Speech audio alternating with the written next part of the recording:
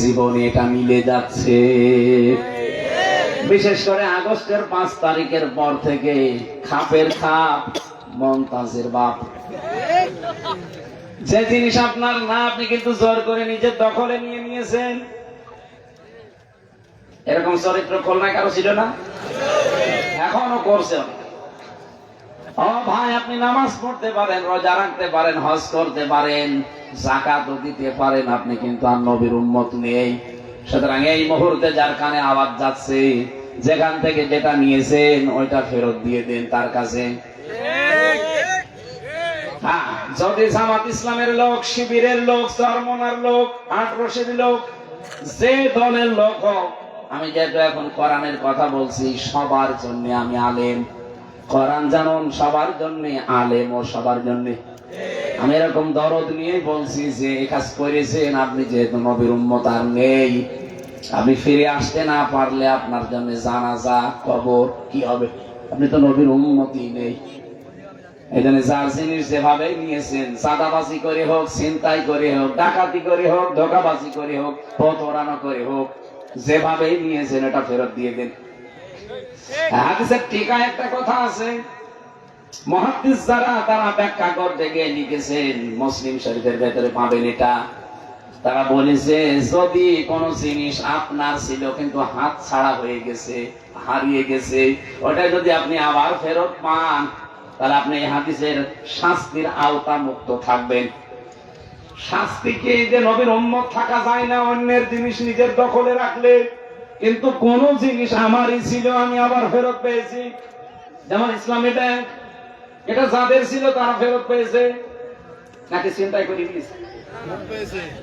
যাদেরটা ছিল তারা ফেরত পেয়েছে। অনেকে কিন্তু ফতোয়া অলরেডি দিয়েছেন যে ইসলামী ব্যাংকও চিন্তায় হয়ে গেছে।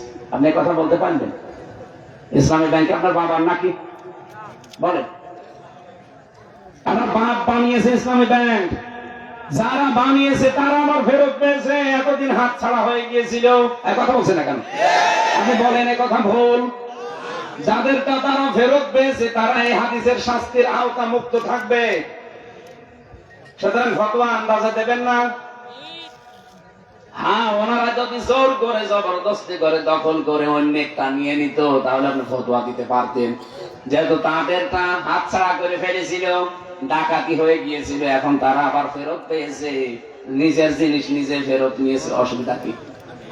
আপনি যা করলেন আগস্টের 5 তারিখের পর থেকে, ঘাট দখল, মাঠ দখল, স্থান দখল, ঘের দখল, এটাকে আপনার নিজেরটা। আপনি তো সবগুলো বাবা শাহজালাল, কুত্তা বিড়াল সব হালাল করে নিয়েছেন। সুতরাং এইটা যারা করেছেন ফেরত দেওয়া লাগবে। শুধু আমি এই সাক্ষীরা কলার বাকি কয়রার জন্য বলছি না, খুলনার জন্য না, এটা রেকর্ড সারা বাংলাদেশ যাচ্ছে। সবাইকে বলছি, যারটা যেটা নিয়েছেন যেভাবে ফেরত দেওয়া লাগবে। নয়তো এই অবস্থায় আপনি মরে গেলে আপনি কোন দল করেন আমার দেখার দরকার নেই, আপনি নবীর উম্মত নেই। 2 নাম্বার শাস্তিটা আরো কঠিন,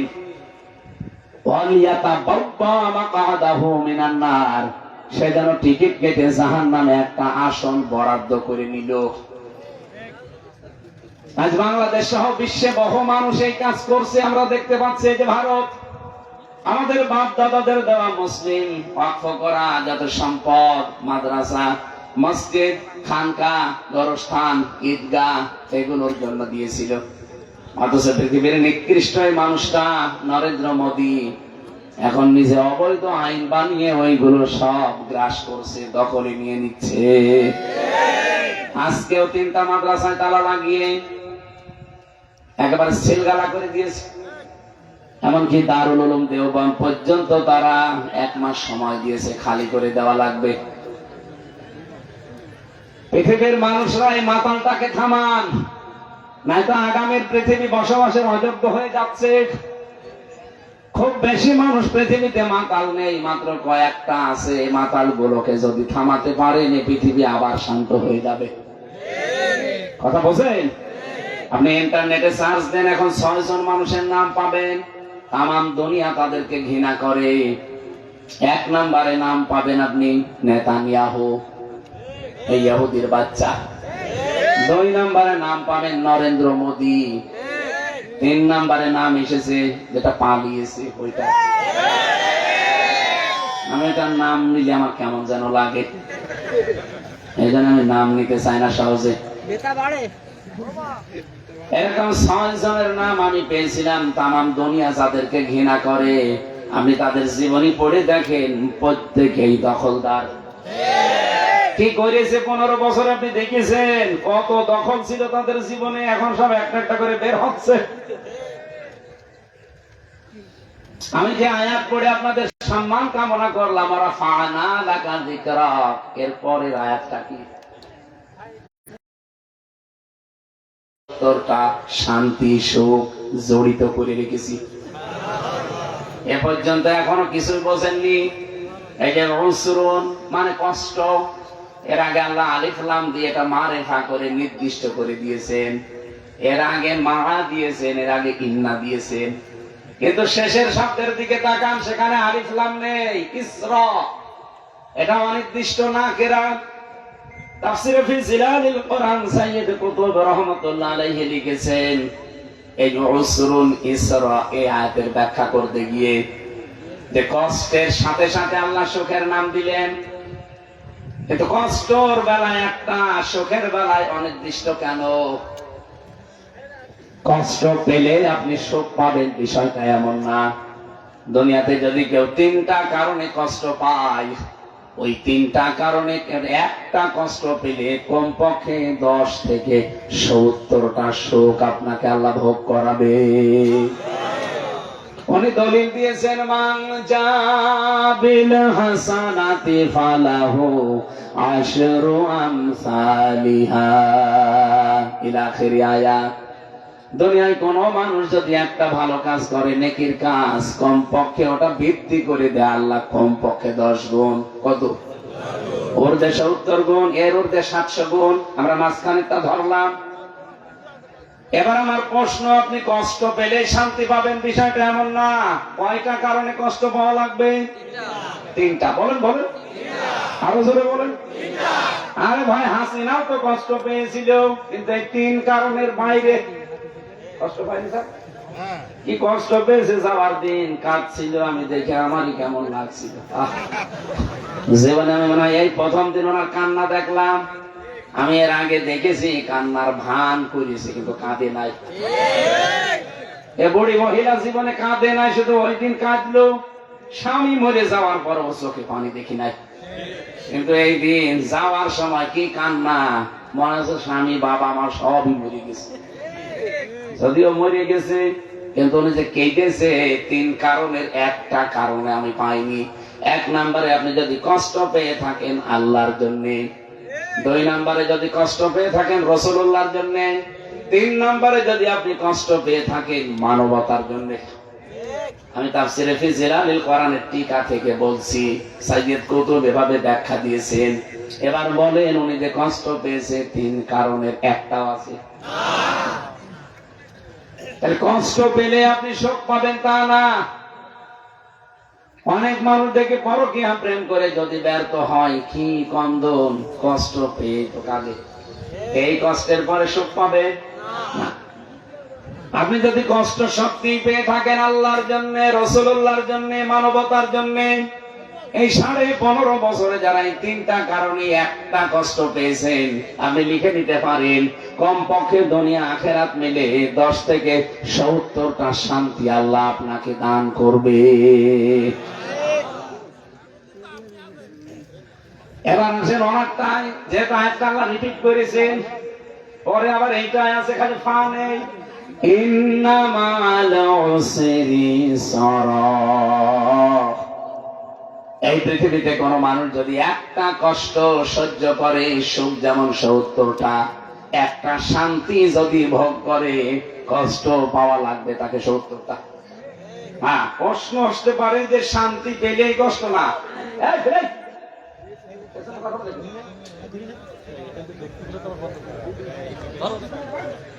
ওখান থেকে সরিয়ে দেন।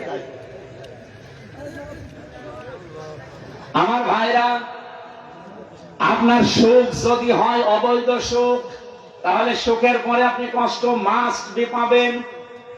সুখ যদি বৈধভাবে ভোগ করেন আপনার জন্য কষ্ট আল্লাহ অপেক্ষা করাবে না। আমি আবার বলছি, এই যে মানজা বিল হাসানাতি ফালাহু আশরু আমসালিহার পরে আছে ওয়ামানজা বিস সাইয়্যাতি ফালা ইউজজা ইল্লা মিসলাহা ওয়া হুম লা ইউযলামুন।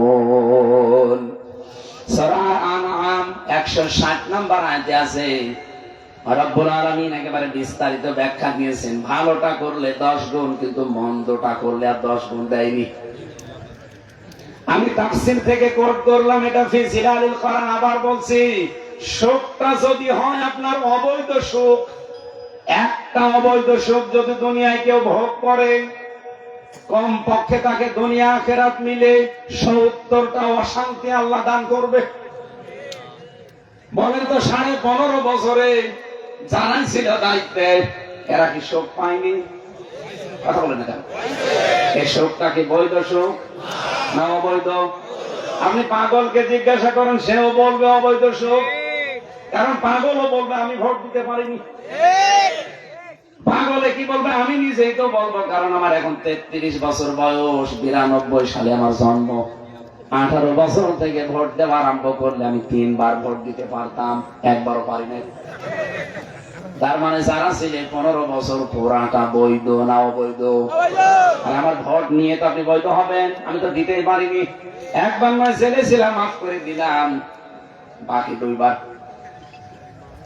একবারও যখন পারি না, আপনারা 3 বারই অবৈধ ছিলেন। কথা বলেন না কেন? এই অবৈধ ছিলেন, আপনি কি সুখ পাননি? কত সুখ পেয়ে কবর সেলের ভেতরে রেখে দিয়েছে। কবর সেল বোঝেন? ফাঁসি জেলের ভেতরে আরেকটা সেল আছে, তার নাম সেল। ওর ভেতরে আরেকটা সেল আছে, তার নাম কন্ডেম সেল। এর ভেতরে আরেকটা সেল আছে, ওইটার নাম কবর সেল। আমার আর মাওলানা মামুনুল হক এভাবে আলাদা জায়গায় দিত, বলতে এই 2টারে সিসি ক্যামেরা দিয়ে রাখো, এদের সাথে কেউ যেন কথা না বলে। 3 বছর আমি বাইরে কি অবস্থা, কে বেঁচে আছে মরে গেছে কিচ্ছু জানি না, একটা আলাদা জগতে ছিলাম। আমার সামনে কত মানুষ মরে মরে বের হয়ে চলে গেছে মৃত্যুবরণ করে, আমরাও মরে যেতাম, শুধু কোরআনটা ছিল, এই জন্য আল্লাহ বাঁচিয়ে রেখেছে। পড়ার কিছু তো নেই। 3 বছরের ভেতরে আমার ওরা অন্য কিছু পড়তেও দেয়নি। একটা বই যদি চাইতাম, হিন্দু কারারক্ষী, ও ছাতা আলেম চালেম তো বোঝে না, ওরে যদি বলতাম দাদা একটা বই নিয়ে এসে দিন একটু পড়ি, 24 ঘন্টায় তো তালা লাগিয়ে রাখেন, কারোর সাথে কথাও বলতে দেন না, আমার দিকে কেউ তাকায়ও না ভয়তে, কারণ এই সিসি ক্যামেরা দেওয়া। খাবার দাবারও ঠিক মতো দিত না, এই যে আমার ডায়াবেটিস হয়ে গেছে এই কারণে। একদিন এক কারারক্ষী পেলাম, দেবদুলাল, ওরে দাদা উনি বই নিয়ে এসেছে বঙ্গবন্ধুর আত্মজীবনী। এটা পড়ি করবো কি না? এটা পড়েন, এর ভেতরে জ্ঞান আছে। ওই পড়লাম সেই বেলায় উনি কি করেছে ওইসব। পরে আর একবার বলছে আর একটা ভালো বই নিয়ে আসেন, বই নিয়ে এসেছে বঙ্গবন্ধু চীন সফর। আপনারা বই নিয়ে আসার দরকার নেই। আপনি এটিএম আজহারুল ইসলাম থাকে হিমেল বিল্ডিং এ, ওনার কাছে যে বলবেন হামজা বই চেয়েছে, দেখবেন বই কারে বলে দেবে। পরের দিন পেলাম আপনাদের সাতক্ষীর আর একজন কারারক্ষী আশরাফুল, মানে নামটা এখানে লেখা আছে দেখে বুঝলাম অন্তত এ আগা কাটা আছে। আগে যেগুলো আসতো দেবদুলাল, সুব্রত বালা, কি অসিত কুমার, সঞ্জয় দত্ত, এগুলো কি আগা কাটা আছে? ও তো আলেম জালেম বোঝে না। আশরাফুল লিখে দেখলে মনে করলাম যে না, এর কিছু না থাকলে অন্তত ইমান আছে, সেটা মুসলমান। ওরে বললাম যে ভাই, সারাদিন এভাবে সারা রাত বসে থাকা আর বাইরের 3টা বছর কিছু জানিও না, একটু বই নিয়ে এসে দিতে পারেন না? বোধহয় বই পাবো। বললাম এটিএম আজহারুল ইসলামের কাছে বলবেন হামজা বই চেয়েছে। আল্লাহর ইশারা আল্লাহ পাক 2টা বই তার মাধ্যমে আমারে তাফসীর পাঠিয়েছে, ফি জিলালিল কোরআন আর তাফহিমুল কোরআন।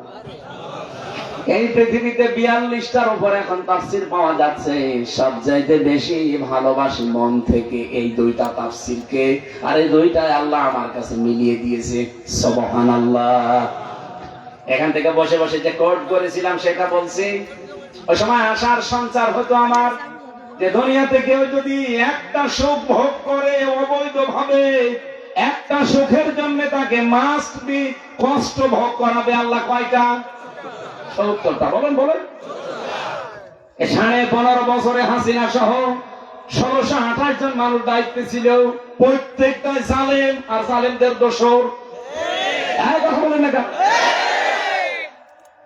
আমরা চাই আলেমদের সাথে একমতে দিনের কর্মী এবং নেতাদের সাথে যে ব্যবহারে 15.5 বছরে, শুধু হাসিনা না, এই দোসর গুলো যেভাবে করেছে, কাউন্টার টেররিজমে যারা দায়িত্বে ছিল আমি নিজে দেখেছি। আমার যখন মাজার ভেতরে দড়ি লাগিয়ে চোখে কালো পট্টি দিয়ে 11 ঘন্টা টাঙিয়েছে, আমার দোষ কি? কোন দোষ নেই। আমার তুই তোকারি করে গালি দিত বাবা মা তুলে, আর আমার গালি দিলে আগে গালি দিত সাইদি সাহেবকে। দেলাওয়ার ভাইয়ের নাম বলতো মাঝে মাঝে, ঠাকুরগাঁও যে শিবিরের সভাপতি ছিল, দেলাওয়ারকে আমরা পিটিয়েছি, ফুটবলের মতো লাফিয়েছি। আমার একটা চেয়ারে নিয়ে গিয়েছিল, কিন্তু চেয়ারে আমারে বসায়নি, এভাবে হাত দুইটা আটকিয়ে দেয়, পার সাথে ক্লিপ লাগিয়ে দেয়, এই গলার সাথে একটা ক্লিপ আটকিয়ে দেয়, একটা সুইচে টিপ দিলে 1 মিনিটে 120 বার করে। আমার আগে ছাত্র দলের এক ভাইকে নিয়ে গেল, দেখলাম আসার পরে কি চিৎকার করে বাবা তুলে কাঁদছিল, মা তুলে কাঁদছিল। কি হয়েছে? দেখে ওর হাতের নখ গুলো সব তুলে নিয়েছে। আমার কাছেও রিমান্ডে নিয়ে এসেছিল ওই মেশিনটা, বলছে হুজুর এই যে এইটা দিয়ে আমরা নখ তুলি, এমন সিস্টেম করা, শুধু হাতের কাছে আর পায়ের কাছে লাগিয়ে দেয়, একটা টিপ দেবে, একবারে নখ সব খুলে চলে আসবে। নখ খুলে আসলে ছেড়ে দিতে হয়, ওর ভেতরে পাতলা মিহি ওই যে মোল্লা সল্ট যে লবণ আছে, ওই লবণ ছিটিয়ে দেয়। আপনি ভাবতে পারেন কি আচরণ করেছে তারা। আর তাদেরকে কঠে তোলা হচ্ছে এখন জামায়া ধরে।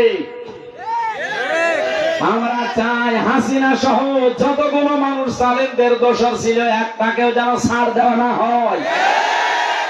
এগুলো ছাড় দিলে আগামীতে যারা চেয়ারে বসবে তারা এর চাইতেও বড় স্বৈরাচার হবে। এদের আচরণ এমন কঠিন করা দরকার। করেছে আমি জানি না, আমার এই যে পায়ের ভেতর দিয়ে ভাবে হাত দিয়েছে, সামনে লোহার যে ব্যারিকেড দেওয়া আছে ওর সাথে হ্যান্ড কাপ দিয়ে আটকিয়ে দিয়েছে।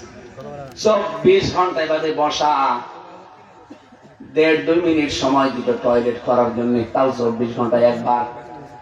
সকালে কয়টা পচা ছোলা দিয়ে যেত, পারলে খান, না পারলে ফেলে দেন। আর ফেলবেন কোথায়? কত পছন্দ হবে, বাধ্য হয়ে খাওয়া লাগতো। আমার 10 দিন রিমান্ডে, আমার মনে হয় 10 বছর জীবন থেকে চলে গেছে। এত কড়াকড়ি করতো তারা, যে বসতে পারি না তো এই কারণে।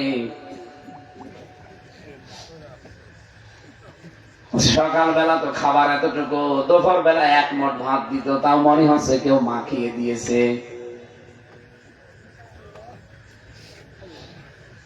মাঝে মাঝে আমার ওই ফাঁসির কন্ডেন্সের ভেতরে ভাইকে দিয়েছে, তো এমনিতেই ছোট ঘর, 3.5 হাত, আর এদিকে খুব বেশি হলো 2.5 হাত, আবার মাঝখানে একটা টয়লেট দেওয়া পাশে, এর ভেতরেই খাওয়া, এর ভেতরেই গোসল, এর ভেতরেই থাকা। আবার পায়খানা দেওয়া, টয়লেট দেওয়া আছে, কিন্তু উপরে কোনো নেই, দেওয়াল দেওয়া নেই, হাফ দেওয়াল দেওয়া। দাঁড়ালে দেখতে পাবেন, বসলে দেখা যায় না, এইরকম পজিশন। হাত পা ছেড়ে দিয়ে একেবারে 7 পা 8 হয়ে দেখেছি পড়ে আছে। আরে ভাই, আপনি যদি এভাবে থাকেন তা আমি বসবো কোথায়?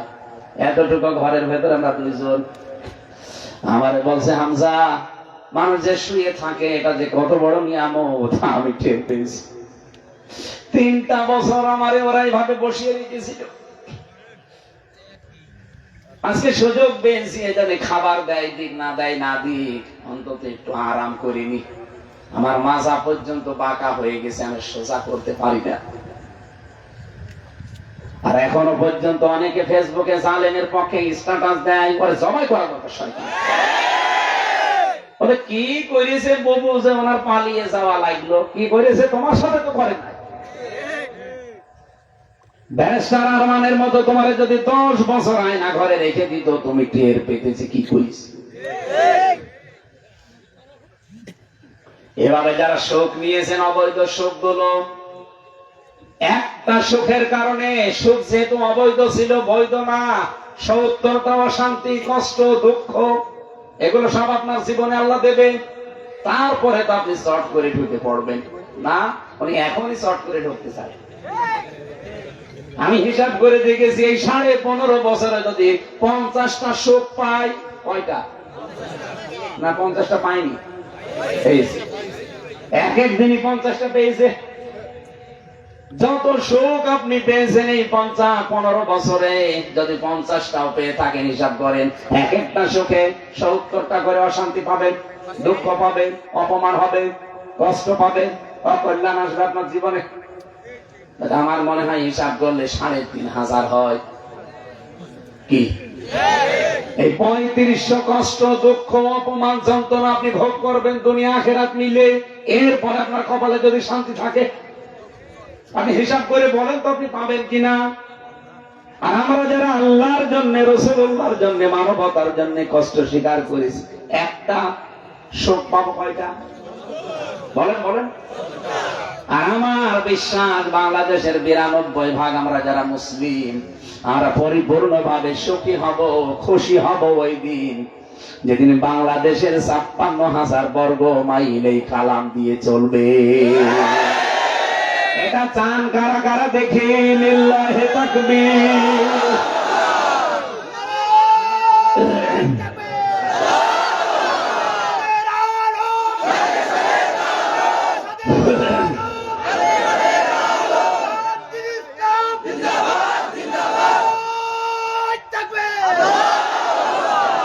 কয়রাবাসী সব সময় সুযোগ আসে না, অন্তত 54 বছর পর একটা সুযোগ আল্লাহ যখন দিয়েছে তৈরি করে, এই সুযোগটা যদি হাতছাড়া হয়ে যায়, 100 বছর আর সুযোগ পাবেন না। কি লাইন শাকারতুম লাযিদান্নাকুম, আল্লাহ বলেন শুকরিয়া আদায় যদি করো নিয়ামতের, লাযিদান্নাকুম, লামে তাকিদ, নুনে সাকিলা। আমি গ্রামার অনুযায়ী বলছি, এটা কিন্তু আল্লাহ গাণিতিক হারে দেয়নি, দিয়েছেন জ্যামিতিক হারে। আপনি যদি 2 করেন 4 পাবেন, 4 করলে 8 পাবেন, 8 করলে 16 পাবেন, 16 করলে 32 পাবেন। আমি হিসাব করে দেখেছি, এটা বিশাল নিয়ামত। এই নিয়ামতের শুকরিয়া আদায় যদি আমরা না করি, এতদিন করেছিলাম না, ওরা একবারে কাটিয়েছে সালেমরা 16 বছর। কথা বলেন না কেন? এবার যদি না করতে পারেন শুকরিয়া আদায়, আল্লাহর কসম আপনি 32 বছর পিছিয়ে যাবেন কমপক্ষে।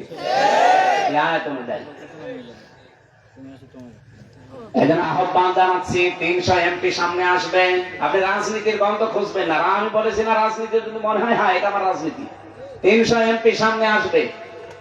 আমরা চাই আবুল কালাম আজাদের মতো 151 জন এবার আমরা সংসদে পাঠাতে চাই, কোরআন বুকে নিয়ে। আর এমনও মানুষ দাঁড়াবে এলাকায়, কোরআন বুকে নিয়ে না, হাতে নেওয়ার যোগ্যতাও তাদের নেই। কথা বলেন। সুতরাং এটা যারা বুকে নিয়ে যেতে পারবেন, এরকম মানুষকে আপনি একটা ভোট দেবেন মাত্র, যেটা আমানাতি বহুবচন, একটা ভোট দেবেন। উনি সংসদের প্রথম অধিবেশনে যে মাননীয় স্পিকার আমরা নামাজের বিল চাই কথা বলতে বাধ্য, কারণ এই নির্দেশই কোরআন ওনারে দিয়েছে, আল্লাযীনা ইম্মাক্কান্নাহুম ফিল আরদি আকামুস সালাহ। নাকি এই নির্দেশ নেই? হ্যাঁ, 4টা কোণে আলোচনা অলরেডি করে দিয়েছে। উনি সংসদে যাওয়ার প্রথম অধিবেশনে এই বিল আনবে, আর আমরা যারা 151 জনকে পাঠাবো এইটাই বলবে, কারণ এইটাই কোরআনের নির্দেশ। সূরা হজের 40-41 নাম্বার আয়াত। মাননীয় স্পিকার যদি বলে ঠিক আছে হাত তোলেন, ওনারা যদি 151 জন হাত তুলতে পারে, ওই দিন বিলটা কায়েম হয়ে যাবে। পরের দিন এই দেশের 18 কোটি মানুষ নামাজ পড়তে বাধ্য। আপনি ভোট দিয়েছিলেন আজাদ ভাইকে, একটা 18 কোটি মানুষ নামাজ পড়লে প্রতিদিন যে সওয়াব হয়, ওই সওয়াব প্রতিদিন আপনি পেতে থাকবেন। এ ফতোয়া যদি ভুল হয়, সূরা নিসা 5 নাম্বার পারার 10 নাম্বার পৃষ্ঠার 12 নাম্বার লাইনের 85 নাম্বার আয়াত পড়ে দেখেন তাফসীর সহ। মাইয়াশফা শাফাআতান হাসানাতান ইয়াকুল লাহু নাসীবুম মিনহা ওয়া মাইয়াশফা শাফাআতান সাজ্জিয়াতান ইয়াকুল লাহু কিফলুম মিনহা ওয়া কানা আল্লাহু আলা কুল্লি শাইইন মুকিতা। বলেন আল্লাহু আকবার। কোন মানুষ যদি একটা ভালো কাজ করে, কেউ যদি সুপারিশ করে, ভোট দেয়, রায় দেয়, সমর্থন জানায়, 33টা অর্থ আছে এই শব্দে। আপনি যদি শুধু রায় দেন, সমর্থন জানান, সাপোর্ট করেন, পেছনে থাকেন, একটু নাড়াচাড়া দেন, ওই লোকটা ভালো কাজ করে যে সওয়াব পাবে, যে উনি বিল আনবে, উনি এই বিল এনে যা পাবে আপনি শুধু নাড়াচাড়া দিয়ে ভোট দিয়ে তাই পাবেন। আল্লামা দেলাওয়ার হোসেন সাইদি রহমতুল্লাহ আলাইহি সংসদে যেবার তিনি প্রথম যান, সেবারে গিয়ে দেখেছিলেন যে সংসদে একটা শিরিক চলছে। সবাই প্রবেশ করার সময় মাথা এভাবে ঝুঁকিয়ে যায়। মানুষের সামনে মানুষ মাথা ঝোঁকাতে পারে না, কারণে মাথা ঝুঁকবে কার সামনে? উনি ওই দিন বিল উত্থাপন করলেন যে না, এটা মুসলমানের দেশে চলতে পারে না, মাননীয় স্পিকার, এটা শিরিক, এটা আমরা পাল্টাতে চাই। ওই বিলটা যখন উত্থাপন করার পরে হাজার যুক্ত হয়ে গেছে, ওই দিন থেকে আজ পর্যন্ত আর কেউ এই শিরিক সংসদে করে না। এটা শুধু পিরোজপুরের, জিয়ানগরের আর সদরের মানুষেরাই সওয়াব পাচ্ছে না, সারা বাংলাদেশের 18 কোটি মানুষ সওয়াব পাচ্ছে, কিয়ামত পর্যন্ত পেতে থাকবে। আবুল কালাম আজাদ সাহেবের আমি আত্মীয় না, আল্লাহর কসম, ওনার সাথে জীবনে আমার এই প্রথম দেখা। ওনার সাথে রক্তের সম্পর্ক নেই, আত্মীয়তার সম্পর্ক নেই, সম্পর্ক আছে শুধুমাত্র কোরআনের। উনি যদি কোরআন বাদ দিয়ে বাবার আইন, বাবার স্বামীর আইন আন্দোলন করতো, জীবনও ওনার পক্ষে আমি একটা কথা বলতাম না। আপনিও কোরআনের পক্ষে আজকে আসেন, আমি কালকে আপনার নাম ধরে ভোট পাবো। উনি যেহেতু কোরআনের আইন প্রতিষ্ঠা করার একজন কর্মী, এই জন্য আমি নিজেই ওনার কর্মী হয়ে গেছি। আমি জানি ওনাকে সুপারিশ করলে, উনি কাজ করলে যে সওয়াব পাবে, আমি শুধু সুপারিশ করে ভোট দিয়ে সেই সওয়াব পেয়ে যাব। এই বিশ্বাস কোরআনের উপরে আমার আছে, আপনার নেই? হ্যাঁ, কথা বলেন না কেন? সুতরাং এই সুযোগটা কিন্তু সামনে কাজে লাগাতে হবে আমাদের। এরপরে যদি আপনি ফেল করেন তাহলে 32 বছর পিছিয়ে যাবে, তারপরও আসবে কিনা আল্লাহ জানে। আল্লাহ আমাদেরকে যেন এই নিয়ামতের শুকরিয়া আদায় করার তৌফিক দেন, বলেন আমিন। আমি এই লাযিদান্নাকুমের ভেতরে 3টা জিনিস পেয়েছিলাম। কোন মানুষ যদি নিয়ামতের শুকরিয়া আদায় করতে চায়, তাকে 3টা শর্ত মানা লাগবে। 1 নম্বরে তার মুখে স্বীকার করা লাগবে, হ্যাঁ এটা নিয়ামত। কি আপনাকে যে আল্লাহ লাযিদান্নাকুম বাড়িয়ে দেবে, ওটা জ্যামিতিক হারে কি কি করতে বাড়াবে? 3টা শর্ত মানলে বাড়াবে। 1 নম্বরে মুখে স্বীকার করা লাগবে এটা নিয়ামত। নিয়ামতকে নিয়ামত মনে করা, এটা মুখে বলা যে হ্যাঁ এটা নিয়ামত। মদিনার লোকেরা বলেছিল যে মুহাম্মদুর রাসূলুল্লাহ আমাদের নিয়ামত, এইজন্য কিয়ামত পর্যন্ত আল্লাহ তাকে মদিনায় রেখেছেন। মক্কার লোকেরা স্বীকার করে নাই, এখানে জন্ম মক্কায়, কিন্তু রাসূলকে আল্লাহ মক্কায় রেখেছেন। কথা বলে না কেন? হজে যারা যায়, আপনি জিজ্ঞাসা করে দেখেন, যারা হাজি আছে, মদিনায় না গেলে আপনার হজ হবে না, এমন কোন কথা কোরআন হাদিসে নেই। কারণ হজের যত কাজ সব মক্কায়, মদিনা যাওয়ারই লাগবে না, তা আপনার হজ হয়ে যাবে। পৃথিবীর লক্ষ লক্ষ মানুষেরা দেখি মক্কার কাজগুলো শেষ করতে দেরি, তাড়াতাড়ি করে মদিনার দিকে যায়। প্রাণের চাইতে প্রিয় একজন মানুষ ওখানে শুয়ে আছে, কেন আল্লাহ তাকে পাঠালেন যেখানে, সেখানে রাখলেন না? 650 কিলোমিটার দূরে রেখে দিয়েছেন। মদিনাতে যারা বলেছিল যে হ্যাঁ মুহাম্মদ নিয়ামত, আজ খুলনা বিভাগের ভেতরে এত বড় একটা মাদ্রাসা, খুলনার বুকে দারুল কোরআন সিদ্দিকিয়া কামিল মাদ্রাসা প্রতিষ্ঠা করে গেল শহীদ আল্লামা সাইদি। কিন্তু শয়তানদের কারণে আল্লাহর এই নিয়ামতকে আমরা খুলনা বিভাগে রাখতে পারি নাই, ওনারে পিরোজপুরে রাখা হয়েছে, বরিশাল বিভাগে। কি হয়তো এখানে রাখলে আপনি চেনেন তারে, এই বাংলাদেশ থেকে মাত্র 2 জন কাবা শরীফের ভেতরে ঢুকে নামাজ পড়তে পেরেছে, তার 1 নম্বরে আল্লামা সাঈদী। আপনি কাবা শরীফের ভেতরে না কাছেও যেতে পারবেন কিনা আল্লাহ ভালো জানে।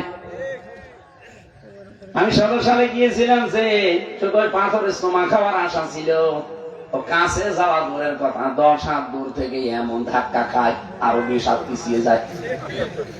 চিন্তা করলাম যাওয়া লাগবে তো, কি করি। ম্যাডাম ছিল, আরে বললাম যে এক জায়গায় বসে থাকো, দেখে আমি চেষ্টা করে পারি কিনা। তোমার দ্বারা হবে না। দেখে ওইটা আফ্রিকার ওই কালো কালো একেবারে সেই রকম মোটা চড়া পুরুষ মানুষ, মহিলারা আসতেছে গোয়ারের মতো। চিন্তা করলাম আল্লাহ, এদের ধরা লাগবে। একজনের হাত এভাবে চেপে ধরলাম, এক মহিলা এরকম মোটা, এরকম লম্বা, ওরে দেখলে আমার মনে আছে 2-1 দূরে চলে যাবে, কারণ এরকম মারে তো, এই জায়গায় লাগলে আপনার কাজ শেষ। ও আমার দিকে তাকিয়ে বলছে কি, ওর ভাষা তো আমি বুঝি না। আমি ইশারা দিয়ে বললাম যে ওই পাথরের কাছে যাব। আমারও ইশারা দিয়ে বলছে সেইটি ধরেন ভালো করে। এমন ভাবে টাইট করে ধরলাম, ও সেভাবে যাচ্ছে, ওর বুঝো খেলে মানুষ তৈরি দেখে ফাঁকা, যে আরামে একেবারে তোমার দিতে পারলাম। আপনি কাছেও যেতে পারবেন না, অথচ আল্লামা সাঈদী কাবা শরীফের ভেতরে যে নামাজ পড়েছে, সুবহানাল্লাহ বলতে পারেন না। আল্লাহর এই নিয়ামতকে বুঝলো না জাতি। খুলনার মানুষেরা যারা মিছিল করেছিলেন যে কবর দিতে দেব না, কোথায় আপনারা? আজ আপনাদের বাড়ি ঘরে আল্লাহ শ্মশান বানিয়ে দিয়েছে। যারা আল্লামা সাঈদীকে মাটি দিতে দেয়নি, কবর দিতে দেয়নি খুলনায়, কালকে একজন পেয়েছিলাম, তার বাড়ি আমাকে বলছে এই যে সেই বাড়ি দেখলাম পুরা শ্মশান বানিয়ে দিয়েছে। নিয়ামতের এটা শুকরিয়া আদায়ের প্রথম মাধ্যম, আপনাকে স্বীকৃতি দেওয়া লাগবে।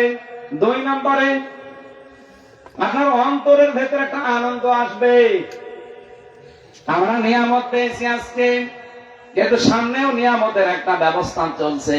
যদি ইসলামী দেশে আল্লাহর কসম কায়েম হয়ে যায়, আপনি এমন একটা শান্তি পাবেন যারে বাংলায় অনির্বচন সুখ বলে। কি বললাম? এটা কিনতে পাবেন না, এটা আল্লাহর পক্ষ থেকে আছে অনির্বচন সুখ। 3 নম্বরে আল্লাহর বিধি বিধান গুলো মেনে চলার নাম হচ্ছে শুকরিয়া আদায়। বাংলাদেশে এখন ওই পরিবেশ হয়নি যেখানে আল্লাহর পুরা বিধান মানা যায়। এখনো অফিস আদালত এমন জায়গা আছে যেখানে আপনি চেষ্টা করলেও আল্লাহর বিধান মানতে পারবেন না। এরকম জায়গা দেশে নেই? এই জায়গাগুলোতে আল্লাহর বিধান কোরআনে আল্লাহ 500টা দিয়েছেন। এই 500 বিধান কায়েম করার মাধ্যমে, কার্যকর করার মাধ্যমে আমরা মানতে চাই। তাহলে 3টা শর্ত মেনে নিলে লাযিদান্নাকুম, আল্লাহ পাক বলেন এই নিয়ামত তোদের জীবনে আমি আবার ফিরিয়ে দেব। কিন্তু যদি এভাবে নিয়ামতের শুকরিয়া আদায় না হয়, ওয়ালাইন কাফারতুম ইন্না আযাবি লাশাদীদ, ইন্না আযাবি শাদীদ দিলে তো হয়ে যায়, লাম দিলেন কেন মাঝখানে? আপনি যদি নিয়ামতের শুকরিয়া আদায় এইভাবে না করেন, আল্লাহর কসম আল্লাহ বলেন আযাবের ভেতরে করে ফেলে দেব। শুধু ফেলে দেব বললেই তো হয়তো লাযিদান্নাকুম ওয়ালাইন কাফারতুম ইন্না আযাবি লাশাদীদ দিয়েছেন। শুধু যেমন তেমন শাস্তি না, অবশ্যই শাস্তি দেবে, আর কঠিন ভয়ঙ্কর আযাব তোদের উপর আল্লাহ নিয়ে আসবে। ওই আযাব যেন আর না আসে, এটা নিয়ে এখন থেকে আমাদের সতর্ক হওয়া লাগবে। কোরআনে কারীম থেকে একটা আয়াতের মাত্র 4 ভাগ 1 ভাগ পড়েছি। আমার মাথার ভেতরে আয়াত সম্পর্কে যত কথা আল্লাহ দিয়েছে, আমি শুধু আজকের 1 রাত না, আমার সারা জীবনও যদি আয়াত নিয়ে কথা বলি তাও কথা শেষ হবে না, এত কথা আছে। তাফসীরুল কোরআন মাহফিল লিখেছেন, আমরা তাফসীর আকারে কথা বলবো ইনশাআল্লাহ। উসুলে তাফসীরের নীতি আছে, মূল নীতি 15টা। এগুলো ফলো করে যদি বলতে চাই আপনাদের রাত 12টা বেজে যাবে। না, অত রাত করা ঠিক হবে না। আমাদের দায়িত্বশীল মাওলানা রফিকুল ইসলাম খান, ওনার সাথে আমি 3 বছর ছিলাম জেলে। ভাই আমাকে মাঝে মাঝে বলতেন, হামজা যেখানে কথা বলবা সাঈদী সাহেবের ওই স্টাইলে, সর্বোচ্চ রাত 10:30টায় মাহফিল, 11টায় শেষ হয়ে যায়। আমরা সাঈদী সাহেবের মাহফিল এভাবে চলতো না। আর আমরা এমন বক্তা যারা 12টায় আপনারা বক্তায় তুললেন, বিশেষ করে এই খুলনা, সাতক্ষীরা, এই দুই জেলায় ঝামেলা বেশি। আগামীতে কোনো জায়গায় নিয়ে আসলে এসার পরে সাইদি সাহেবের মতো তুলে দেবে, যেন 10টায় মাহফিল শেষ হয়ে যায়, তাহলে সবার ভালো হবে ভাই। যেহেতু এতগুলো নিয়ম নীতি 15টা একটা একটা করে বলতে গেলে অনেক সময় ব্যাপার। ফি জিলালিল কোরআনে আর ওই যে তাফসিরে বাইসাবিতে আপনি প্রথমেই দেখবেন এই 15টা মূল নীতি লেখা আছে, বাংলায় পাওয়া যায়, পড়ে নেবেন। আমরা একবার সরাসরি এই আয়াতের ভেতরে প্রবেশ করেছি, শুদ্ধ তেলাওয়াত যেহেতু করেছি, দ্বিতীয় নম্বরটায় যাচ্ছে। আল্লাহ রাব্বুল আলামিন বলেন, অবশ্যই আমি আল্লাহ নিজে ক্রয় করে নিয়েছি পৃথিবীতে যারা মুমিন তাদের কাছ থেকে তাদের জান আর তাদের মাল বিনিময় হিসাবে তাদেরকে আমি আল্লাহ জান্নাত দিয়ে দিয়েছি। এটা বাংলা অর্থ ছিল। এবার আসেন তো তাফসিরে প্রবেশ করি। আমার অধিকাংশ তাফসির গুলো হয় ফি জিলালিল কোরআন, নাই তাফহিমুল কোরআন, নাই ইবনে কাসিরে পাবেন, এগুলো থেকেই বেশি কোট করা। আল্লাহ পাক এখানে নিজে ক্রেতা আর বিক্রেতা হিসাবে দুনিয়ার সবাইকে আল্লাহ বেছে নেয়নি। আল্লাহ শুধুমাত্র কিনতে চাই মুমিনদের কাছ থেকে। আল্লাহ রাব্বুল আলামিন এই পৃথিবীতে যে আমরা বেচা কেনার নিয়ম জানি, কোন জিনিস যদি বেচা কিনা করতে চাই 4টা জিনিস আপনি দেখবেন লাগে। একজন ক্রেতা লাগে, একজন বিক্রেতা লাগে, একটা জিনিস লাগে, তার একটা মূল্য লাগে। এটা বলছেন এখানে সরাসরি ক্রেতাকে, আরো জোরে বলেন, বিক্রেতা আমরা বলল কে? আমরা না, আমাদের ভেতরে বহু মানুষ আছে ভেজাল। আল্লাহ শুধুমাত্র কিনতে চাই মিনাল মুমিনিনা, মুমিনদের কাছ থেকে। আল্লাহ যদি বলতেন ইন্নাল্লাহা হাশতারা মিনাল মুনাফিকিনা, আমি মুনাফিকদের কাছে কিনতে চাই, তাহলে কোন কথা আমি আয়াত নিয়ে বলতাম না। আল্লাহ যেহেতু শুধুমাত্র কিনতে চাই মুমিনদের কাছ থেকে, যদি মুনাফিক, কাফের, মুশরিকদের কাছে আল্লাহ কিনতে চাইতো, তাহলে কারুনের সম্পদ আল্লাহ সব কিনে নিত। কথা বলছে না কেন? এই জন্য আপনাকে মুমিন হওয়া লাগবে আগে। আজ বাংলাদেশে বহু মানুষ মুমিন না হয়ে জান্নাত পাওয়ার আশায়, পরকালের কথা চিন্তা করে তারা কিন্তু অনেক কিছু আল্লাহর কাছে দিয়ে দিচ্ছে, অথচ মুমিন ছাড়া আল্লাহ কারোটা কিনে না। এই যে মাদ্রাসা টাইমস লাগিয়ে দিয়েছে, অথচ লোকটা সারা জীবন ঘুষ খাওয়া টাকা, সুদ খাওয়া টাকা। এলাকায় আছে কিনা আমি জানি না, টাকা ছেড়ে রাখে 1000, মাসে মাসে 1000 টাকা দিলে 100 টাকা বেশি দেয়। এটা যারা করছেন তারা মায়ের সাথে জেনা করছেন, এই মুহূর্তে এটা এখন তওবা করে বাদ দিয়ে দেবেন। এমনকি আমি জানি এখানে এমন মানুষও বসে আছে টাকা ছাড়া আছে, ওয়াজ শুনেছে, সেই টাকা তুলবে কালকে। অবশ্য ঠিক, আপনি মায়ের সাথে জেনা করে মনে হয় যে আপনাকে আল্লাহ জান্নাত দেবে, আপনার নামাজ রোজা হবে। সুতরাং যারা এই কাজ করছেন এখনো, টাকা আসলটা বাদ দিয়ে সুদের টাকা ছেড়ে দেওয়া লাগবে। যারা রাজি আছেন তারা হাত তোলেন তো। কয় টাকা ছেড়েছেন আপনি? এদিকে আসেন, আসেন। দাঁড়িয়েলা মানুষ আপনি, আপনি যদি টাকা ছেড়ে রাখেন তাহলে আর কার কি বলবো না। টাকা আসলটা বাদ দিয়ে বাকিটা মাফ করে দেওয়া লাগবে। আল্লাহ রাব্বুল আলামিন এই সুদের ব্যাপারে এত কড়া কথা বলেছেন। ইয়া আইয়ুহাল্লাযীনা আমানুত্তাকুল্লাহা ওয়া যারু মা বাকিয়া মিনার রিবা ইন কুনতুম মুমিনিন। ইমানদার দাবি কর, আমাকে ভয় করো, আর যদি মুমিন হতে চাও সুদের যত টাকা পয়সা বকেয়া ছেড়ে দাও। এই নির্দেশ হামজার। বলেন বলেন। ফাইল্লাম তাফআলু ফাদানু বিহারবিন মিনাল্লাহি ওয়া রাসূলিহি।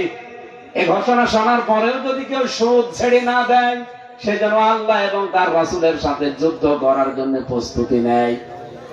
বলেন বাংলাদেশে ইসলাম কায়েম নেই, তারপরেও শুধু ইসলামী ব্যাংক বাদ দিয়ে বাকি যত ব্যাংক আছে সব ব্যাংকে কম বেশি সুদ আছে না নেই? প্রশ্ন আসছে, ইসলামী ব্যাংকে হ্যাঁ আছে। যতদিন যাকাত ভিত্তিক অর্থনীতি দেশে কায়েম না হবে যত বড় ব্যাংক হোক সুদ থেকে 100% মুক্ত হওয়া সম্ভব না। তারপরও ইসলামের যে মূল নীতিগুলো অর্থনীতির এরা মেনে চলছে কম বেশি। আপনি দেখবেন এদের ইসলামী ব্যাংকে যে আপনি খোঁজ নেন যারা থাকে ওখানে যারা জড়িত, মোশারাকা, মোদারাবা, মোরাবাহা, বায়ে সালাম, বায়ে ইস্তেসনা, বায়ে মুআজ্জাল, ওয়াহিদা, এরকম 28টা নিয়ম পেয়েছি আমি যে জিজ্ঞাসা করে দেখেন এই নিয়ম নীতিতে ইসলামী ব্যাংক চলছে। বাংলাদেশে তো আরো ব্যাংক আছে, সোনালী, রূপালী, অগ্রণী, চৈতালি, কয়েকদিন পর হয়ে যাবে।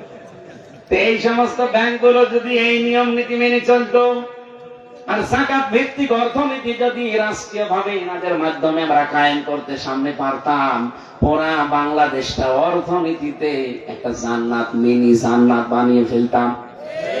এখন সুদের এই অর্থনীতি থাকার কারণে ধনী যারা আছে তারা আরো ধনী হয়ে যাচ্ছে, আর গরিব যারা আরো ফকির হচ্ছে। কথা বলে না কেন?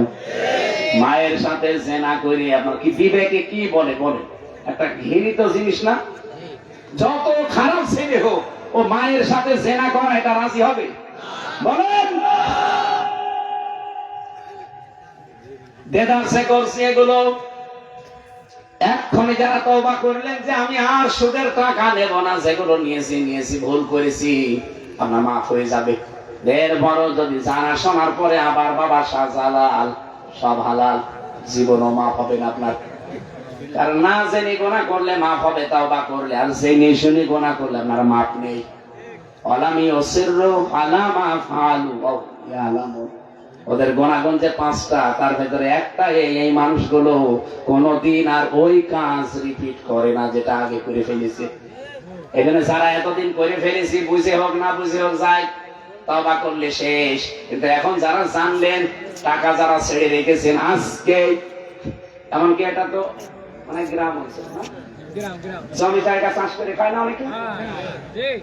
আমি ডক্টর মিজানুর রহমানকে তো বলা যাচ্ছে না, সারপার এলাকায় আসে না, ঢাকায় থাকে। আবুল কালাম আজাদ ভাই, ওনার আমি 1 বিঘা জমি দিলাম, 1 লাখ টাকা নিলাম। নাকি এলাকা মানে কম আছে? 3টা নিয়ম আছে। এখানে 1 লাখ টাকা দিলাম, 1 বিঘা জমি দিয়ে দিলাম, যতদিন উনি করে খাবেন টাকা ফেরত দেওয়া লাগবে না। যখন জমি ফেরত দিয়ে দেবে টাকা ফেরত নিয়ে নেবে। এটা আছে না? বন্ধ না, না, এই বন্ধক বাদ দেওয়া লাগবে না। একেবারে সত্যি কথা বলবে, মিথ্যা বলবে না। কারা কারা এইটাই আছেন হাত তোলে?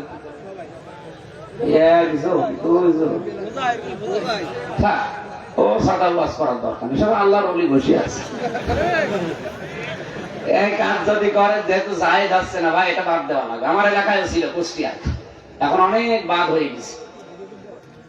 2 নাম্বারের এটা বন্ধক বলে না। 2 নাম্বারের নিয়ম হচ্ছে আপনি 1 বিঘা জমি দিলাম, বছরে বছর আপনি চাষ করে খাবেন, হয় 10,000 12,000 টাকা আমারে দিয়ে দেবেন। এটার নাম হারি। এইটা ঠিক আছে, এটা করে। এটা আছে তো, আমি জানি লস হয় তো এই জন্য করতে চাই। আর একটা আছে, ওইটা আমি 1 বিঘা জমি দিলাম, আপনি চাষ করে খাবেন, আমার বছরে 10,000 20,000 টাকা দিয়ে দিলেন, ওই টাকা আর ফেরত দেওয়া লাগবে না, ওই খেয়ে দে শোধ। এটা বাংলায় খাই খালাসি বলে, এলাকায় কি বলে আমি জানি না। এইটা জায়েজ আছে। প্রথম যেটা বলেছি ওটা যদি জায়েজ করতে চান, ওটা 3টা পদ্ধতি আছে। এদিকে টাকা আমি 1 লাখ টাকা দিয়েছিলাম, 1 বিঘা জমি নিয়েছি, যতদিন আমি চাষ করে খাবো, সরকারকে আমি যদি 5 বছর চাষ করে খাই, সরকারকে প্রতি বছরে বছর একটা ট্যাক্স দেওয়া লাগে। এটা কি বলে? এটা খাজনা, দাখিলা যাই বলে। এটা আমার মনে হয় 1 বিঘা জমিতে 65 থেকে 70 টাকা। কুষ্টিয়া তো প্রায়, এলাকায় বেশি কিনা জানি না, আর সব জায়গায় একই। এই 70 টাকা প্রতি বছরে বছরে যতদিন আমি 5 বছর 10 বছর চাষ করে খাচ্ছি, এটা আমারে দেওয়া লাগবে।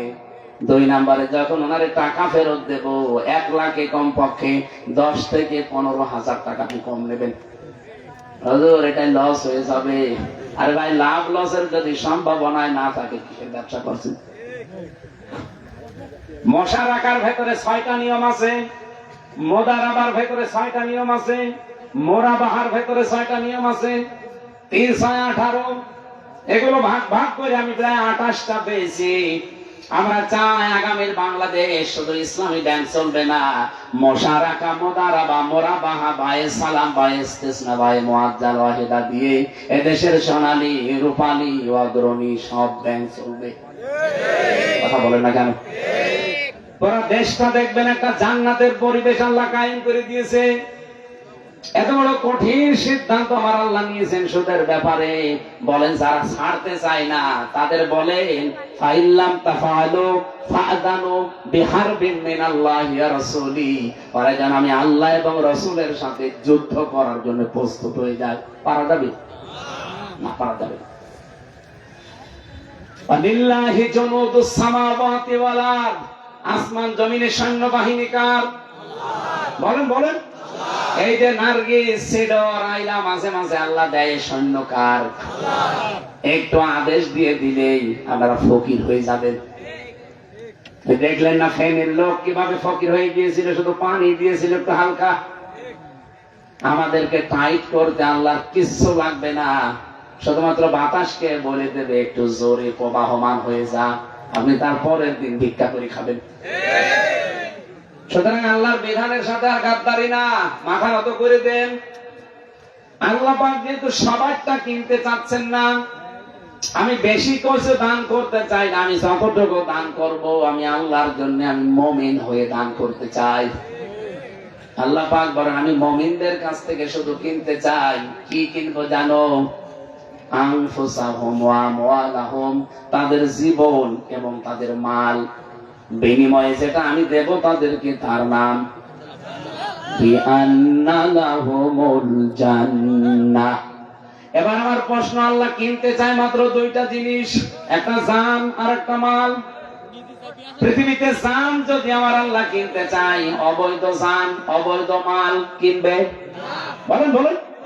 আল্লাহ যেমন পবিত্র, উনি বলেন আমি পবিত্র জিনিস ভালোবাসি, আর আমি কিনতে চাই পবিত্র জিনিস।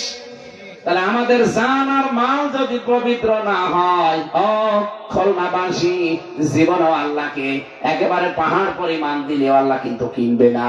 সুতরাং এই মুহূর্তে আমাদের জান আর মাল পবিত্র করা লাগবে। জান পবিত্র করতে হলে বারবার গোসল করা লাগবে? হ্যাঁ। জান যদি কেউ পবিত্র করতে চায়, জীবন আর জীবনটা যার ভেতরে আছে 3.5 হাত বডিটা, এই বডি যদি কেউ পবিত্র পরিষ্কার করতে চায়, মাস্ট বি তাকে 2টা জিনিস থেকে বিরত থাকা লাগবে।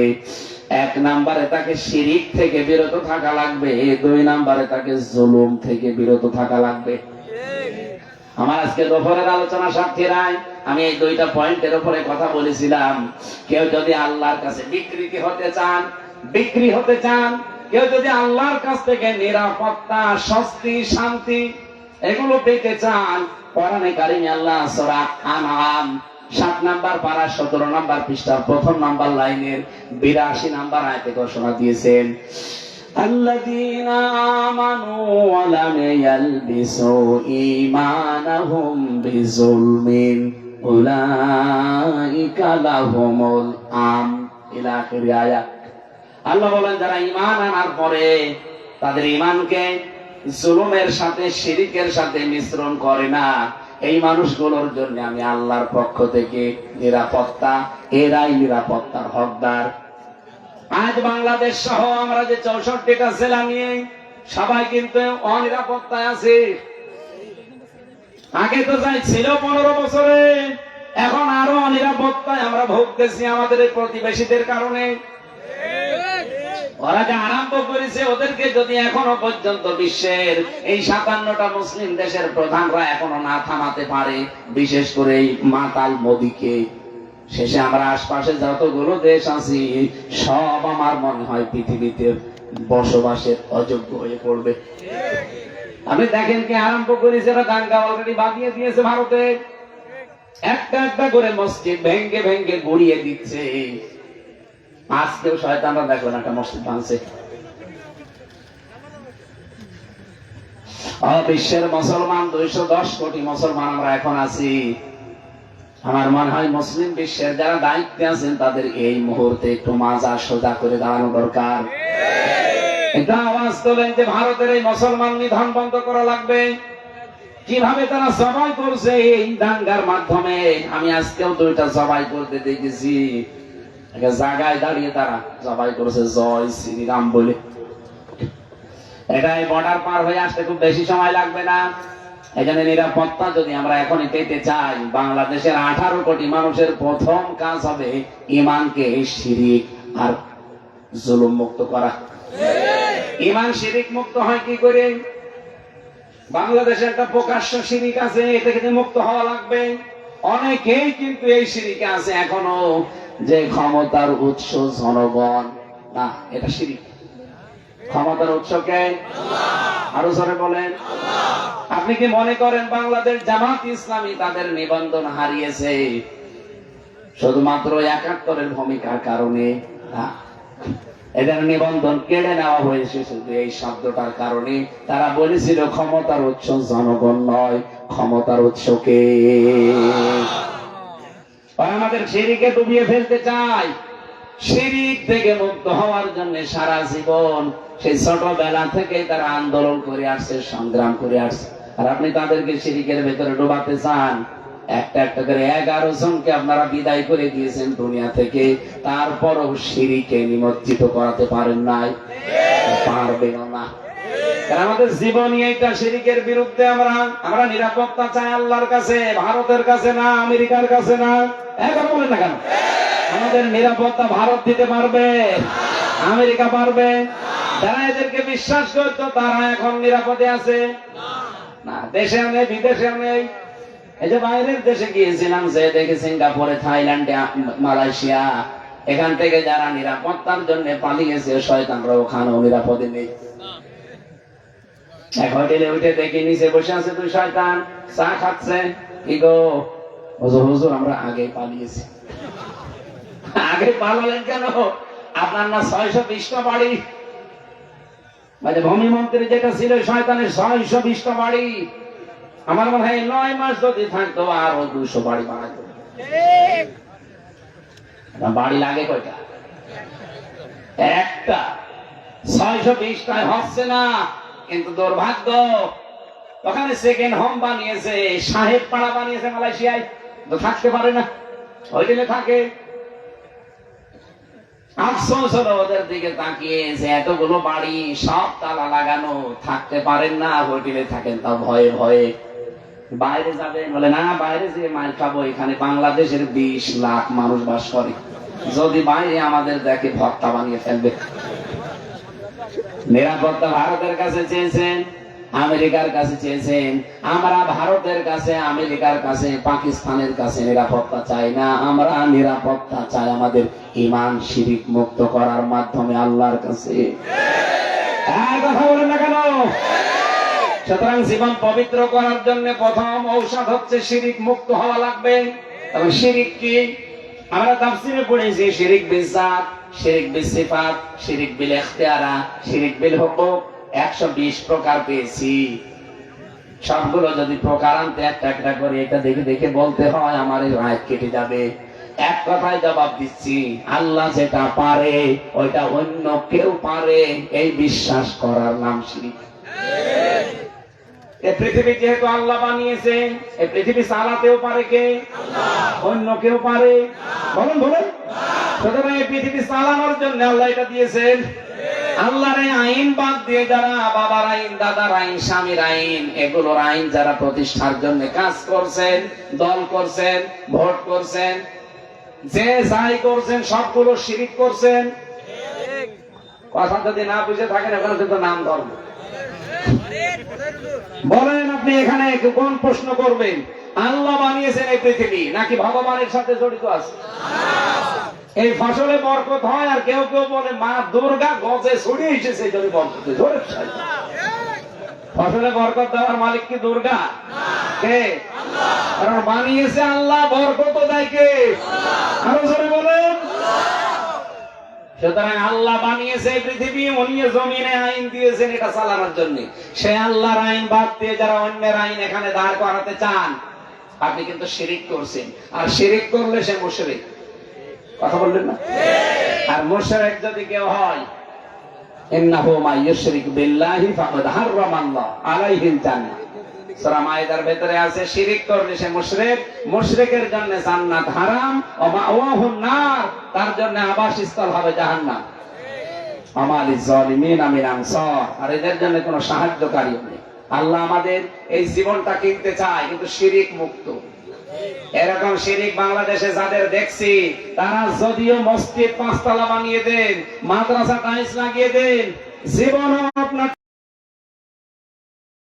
যেখানে রাখা দরকার ওইটা ওই জায়গায় না রেখে অন্য জায়গায় রাখার নাম জুলুম। এই টুপিটা রাখা দরকার মাথায়, এটা যদি কেউ পায়ের কাছে রাখে টুপির সাথে জুলুম। স্যান্ডেল রাখা দরকার পায়ে, ওখানে না রেখে কেউ যদি মাথায় নিয়ে ঘরে, স্যান্ডেলের উপরে জুলুম। এই কোরআন থাকার কথা বাংলাদেশের সর্বোচ্চ জায়গায় সংসদে, সেখানে না রেখে আজ 54 বছর যারা পেছনে ফেলে রেখেছেন, এটা কোরআনের সাথে জুলুম। এই জুলুম আগামী থেকে আর হতে দেবেন? যদি হয় আপনি জুলুম করছেন, জুলুম আর এই যে শিরিক করে জীবনটা অপবিত্র বানিয়ে ফেলেছেন, এইটা আল্লাহ কিনতে চায় না। 2 নম্বরে আমওয়ালাহুম, আল্লাহ মাল কিনতে চায়। মালের বহুবচন আমওয়াল। মাল কি? মাল মানে যেটা মরে গেছে, আবুল মাল, আব্দুল মুহিত না গেছে, এটা পালিয়েছে, অর্থমন্ত্রী কামাল, লটাস কামাল, কোন মাল? মালের ব্যাখ্যায় আমি 9 প্রকার পেয়েছি তাফসিরে। মাল মানে শুধু আবুল মাল আর কামাল না, মাল মানে 9টা জিনিসকে মাল বলা হয়। 1 নম্বরে এই নবীজি বলেন, আদ-দুনিয়া কুল্লুহা মাতাউন ওয়া খায়রু মাতাউদ দুনিয়া ইমরাতুস সালিহা।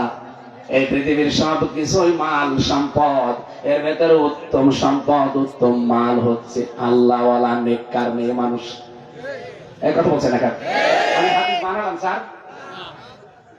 আপনি তাফসীরে ইবনে কাসিরে দেখেন, মালের ব্যাখ্যা এভাবে লেখা আছে, পৃথিবীর সব কিছুই নবীজি বলেন মাল সম্পদ, কিন্তু এর ভিতরে উত্তম সম্পদ আল্লাহওয়ালা মেয়ে মানুষ।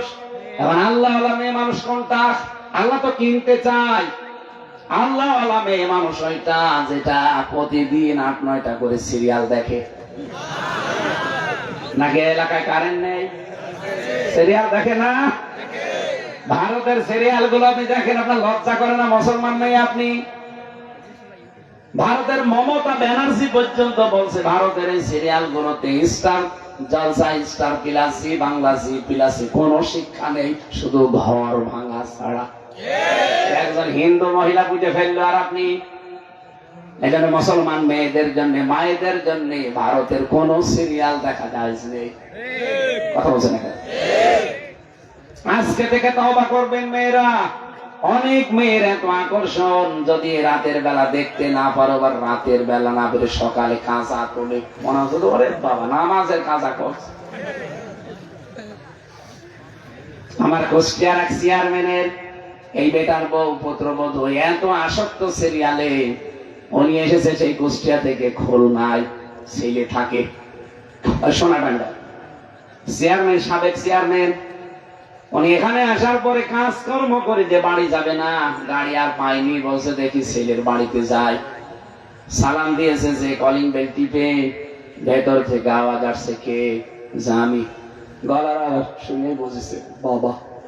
আব্বা এত রাতে? গাড়ি পালাম না, তাই চলে এসেছি। ঠিক আছে আসো। স্ত্রীকে বলছে আমার বাবা এসেছে, তাড়াতাড়ি রান্না করো। রাত তখন 11:30 বাজে। বউ বলছে দেখো, আমি সেই সন্ধ্যা থেকে পর্যন্ত প্রায় 11টা সিরিয়াল দেখেছি, আমি ক্লান্ত। তোমার বাবা তুমি রান্না করে খাওয়া, তোমার হোটেল থেকে নিয়ে আসো, এত রাতে হোটেল থেকে খাবার নিয়ে আসবো, তুমি কি করো? এই দুইজনের কথা কাটাকাটি হলে বাবা আবার টের পেয়ে যাবে। এই জন্য বলছে ঠিক আছে। বাবার কাছে গিয়ে বলছে, আব্বা তুমি কি খেয়ে এসেছো? বাবা ছেলের বাড়িতে খেয়ে যায়, লজ্জার খাতিরে বলছে ঠিক আছে, আমার খাওয়া লাগবে না, আমার পেট ভরা আছে। অথচ খোদার যন্ত্রণায় পেটের ভেতরে মোচড় দেয়। কিছুক্ষণ পরে হঠাৎ কলিং বেল কে যেন টিপ দিয়েছে। বাইরে যে দেখে ওর শাঁকা ছোট শালা। দোলা ভাই আজকে আর গাড়ি পাইনি, তুমি চলে এসেছি, খেলা করতে করতে রাত বেশি হয়ে গেছে। ঠিক আছে আসো, তোমার দিয়ে খেলা শুরু হবে। ভেতরে নিয়ে গিয়ে বলছে ওঠো, বলতে পারবো না, তোমার ছোট ভাই এসেছে, এবার উঠেছে। রান্না করছে, ছেলে মনে করছে বাবাকে ডাক দে, বলছে আব্বা তাড়াতাড়ি ওঠো, তোমার বৌমা রান্না করেছে, খেয়ে নাও। বাপ তো টের পেয়েছে রান্না কার জন্য। ভেতর থেকে আওয়াজ দিচ্ছে, বলছে আমার দরজা খোলা লাগবে না, তোরা খেয়ে নে, আমি আর খাবো না। সকালবেলা বাবা কিচ্ছু না বলে বেরিয়ে চলে যাচ্ছে। ছেলে সামনে দাঁড়িয়ে বলছে আব্বা তোমার বৌমা রান্না করছে, তুমি খেয়ে যাবা না? বাবা চোখের পানি টলমল করছে, ডাক দিয়ে বলে বাবা আমি যেদিন তোর শালা হব ওই দিন খেয়ে যাবো। আপনি হাসতেছেন, কি বলি আর কি শুনি। কত বড় দুঃখ মনে লাগলে কথা বলতে পারে বলেন তো একজন বাবা, যে রান্না তো আর আমার জন্য না, রান্না তোর শালার জন্য। আমি যেদিন তোর সাঁটার শালা হতে পারবো সেই দিনই শিখে যাবো। আজকে বাড়ি চলে গেলাম। আমার তো মনে হচ্ছে শুধুমাত্র কুষ্টিয়ার চেয়ারম্যান না, এখানে অনেক মুরব্বী আমরা বসে আছি যারা তার পরিবারের কাছে ঠিক ওই রকমই। কথা বলেন না কেন? সম্মানিত মা বোন যারা এসেছেন, আপনি যদি নেককার হতে চান, সত্যি যদি আল্লাহর কাছে বিকৃতি হতে চান, আল্লাহর কাছে জান্নাত যদি কিনে নিতে চান, নেককার হওয়ার আমি এই হাদিসের ভেতরে 4টা শর্ত পেয়েছি। 1 নম্বরে স্বামী যেটা পছন্দ করে ওইটা আপনাকে পছন্দ করা লাগবে যদি জায়েজ হয়। আমি স্বামী, যত স্বামী এখানে বসে আছে আমি গ্যারান্টি দিতে পারি প্রতিটি স্বামী চায় বিয়ের পরে যেন আমাদের মা বাবা আমাদের সাথে থাকে। আমি খেয়ে থাকি না খেয়ে থাকি মা বাবা আমার সাথে থাকবে, কিন্তু অধিকাংশ বৌমা এটা চায় না। এরকম বউ আছে কার কার হাত তোলেন তো? যাক আলহামদুলিল্লাহ, আমার খুলনা বিভাগের কয়রা এলাকার মেয়ে ছেলে মনে হয় ভালো আছে। 2 নম্বরে স্বামী যখন বাইরে থেকে আসবে আপনি স্বামীর জন্য নিজেকে পরিপাটি করবেন। হযরতে উম্মে সালমা রাদিয়াল্লাহু তাআলা আনহা আমাদের মা, নবীজি জিহাদের ময়দান থেকে আসবেন অনেকদিন পর, সংবাদ আগেই পাঠিয়েছেন জন্য উনি নিজের পরিবার যতটুকু পারে পরিপাটি করে বিছানার চাদর পাল্টিয়ে। এলাকার মেয়েরা বলছে কি কেউ আসবে নাকি? বলে হ্যাঁ, পৃথিবীর সবচাইতে বড় মেহমান আমার স্বামী আসবে।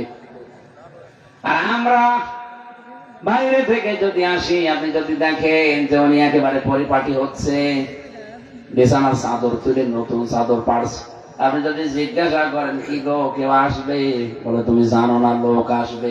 আপনি ওর কাছে লোকই না, ওর কাছে লোক হচ্ছে ওর বিয়ান আর ওর আত্মীয় স্বজন। আমি কি বেশি বলে ফেললাম?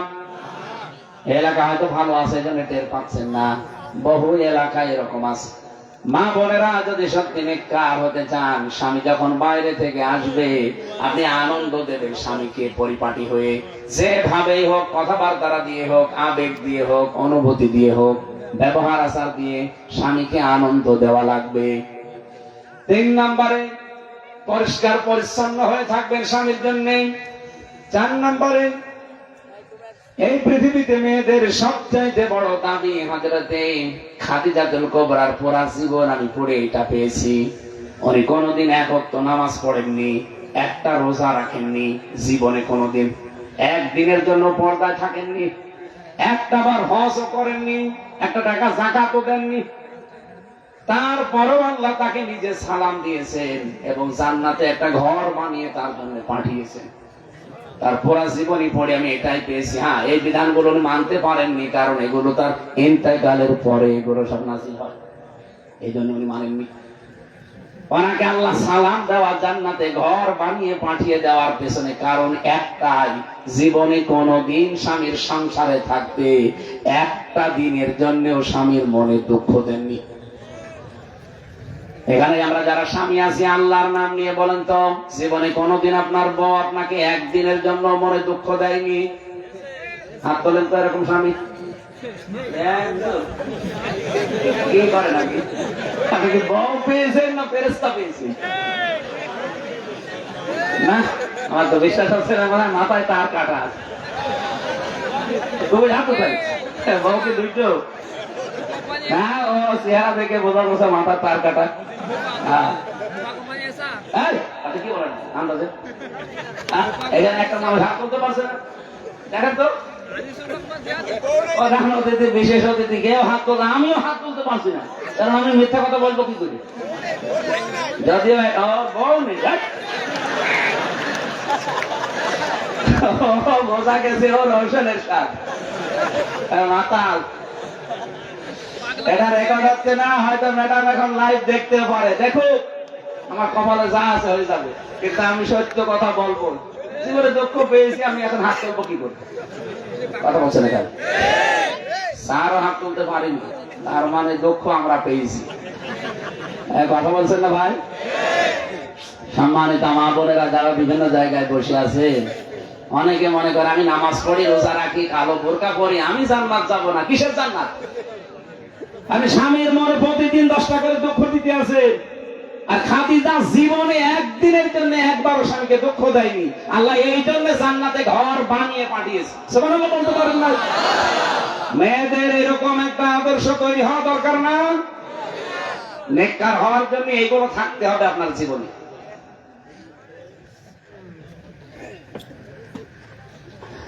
আল্লাহ রাব্বুল আলামিনের নবী বলেন, ইদা নাযারাতি ইলাইহা সাররাতুহু, যখন স্বামী তার দিকে তাকাবে স্বামীকে সে আনন্দ দেবে। ওয়াইদা গাবা আনহা হাফিজাতুহু, যখন স্বামী বাইরে যাবে স্বামীর যে সম্পদ তার কাছে আছে, তার দেহটা তার স্বামীর সম্পদ, স্বামীর সম্পদ তার সন্তান, তার এমনিতে যা আসবাবপত্র, বাড়িঘর, এই সম্পদগুলো স্বামী যখন বাইরে যাবে সে হেফাজত করে রাখবে। কিন্তু আমরা দেখি স্বামী বাইরে গেলে অনেক মহিলা দিন পায়। কি কথা বলছে না? পাশের বাড়ি গিয়ে খালি গেবদ, স্বামীর বিরুদ্ধে যত রকমের উল্টোপাল্টা কথা, আর এগুলো করার পেছনে ভূমিকা পালন করে এই মহিলার বড় বোন আর ওর মা, ওখান থেকে শিখিয়ে দেয়। এমন এমন শাশুড়ি আছে বলে, দেখেন আমার জামাই এত ভালো, আমার মেয়ে যা বলে তাই শুনে, আর আমার এই ছেলেটা একটা কোলাঙ্গার, খালি ওর বোর কথা শুনে। আর জামাই ওর স্বামীর কথা শুনলে, আপনার মেয়ের কথা জামাই শুনলে ভালো জামাই, আর বেটার বোর কথা ছেলে শুনলে খারাপ ছেলে। এরকম ছোট মনের শাশুড়ি দেশে নেই? কার কার শাশুড়ি এরকম আছে হাত তোলেন তো সাহস করে। সম্মানিত মা বোনেরা, শাশুড়ি যারা বসে আছে এক্ষুনি পরিবর্তন হয়ে যাবে। মনটা উদার করতে পারেন না যে লোকের একটা মেয়ে এসেছে, পরের মেয়ে, নিজের মেয়ে তো দোষ করলে মাফ করে দিন, অন্যের মেয়ে এসেছে একটা নতুন জায়গায়, সে একটু না পারলে শিখিয়ে দিতে পারেন না? আপনার ছেলের সুখের জন্য অন্তত একটু স্যাক্রিফাইস করবেন, পুত্রবধূকে ছাড় দিয়ে চলবেন, তাহলে আপনার ছেলেটা শান্তিতে থাকবে। কথা বললেন না কারণ? মালের 2 নাম্বার ব্যাখ্যায় আমরা পেয়েছিলাম অস্ত্র শস্ত্র, 3 নাম্বার ব্যাখ্যায় পেয়েছিলাম মাল মানে রাষ্ট্রীয় চেয়ার। আরে ভাই, রাষ্ট্রীয় চেয়ারকেও পবিত্র করা লাগবে। এই সমস্ত চেয়ার গুলো বাংলাদেশে এখন 1628টা আছে। এই 1628টা চেয়ার যদি আমরা সামনে পবিত্র করতে পারি, আমরা আল্লাহর কাছে চেয়ার গুলোর মানুষকে বিক্রি করতে পারবো। এটা যে বিক্রি করা যায় তার প্রমাণ মাওলানা মতিউর রহমান নিজামী রহমতুল্লাহ আলাইহি চেয়ারে না, মন্ত্রীর চেয়ারে বসা ছিলেন। মন্ত্রীর চেয়ারে বসা ছিলেন 5 বছর। মন্ত্রীর চেয়ার চালানোর পরে 36 টাকা তিনি ফেরত দিয়ে দিয়েছেন। আর আমাদের যারা মন্ত্রী হয় এরা টাকা ফেরত দেওয়া, আরো টাকার বাজেট বাড়ায়। এক পদ্মা সেতু বানাতে 3 বার বাজেট বাড়িয়েছে। এই যে পাবনার রূপপুর পারমাণবিক কেন্দ্র, এখান থেকে হাসিনার ছোট বোন ৭৬,০০০ কোটি টাকা চুরি করেছে। আমরা চেয়ার গুলো পবিত্র করতে চাই না, এমনি কিনবে আল্লাহ। এই জন্য জান আর মাল পবিত্রকরণের এই পদ্ধতিগুলো অনুসরণ করা দরকার আমাদের। বিআন্না লাহুমুল জান্নাহ, আল্লাহ পাক বলেন আমি তোমাদের কাছে জান্নাতের বিনিময়ে দিয়ে দেব। এরপরে আছে ইয়াকাতিলুনা ফি সাবিলিল্লাহ ফায়াকতুলুনা ওয়া ইউকতালুন ওয়া'দান আলাইহি হাক্কান ফিত তাওরাত ওয়াল ইনজিল আল কোরআন। এক একটা শব্দে লক্ষ লক্ষ কথা আছে। রাত 11:05 বাজে, এত রাত পর্যন্ত আমি কথা বলি না। আগামীতে আবার আসলে দেখবো শিক্ষিত মানুষরা আমার জেলখানার এই লেখা বইটা নিয়েছে, সৃষ্টি।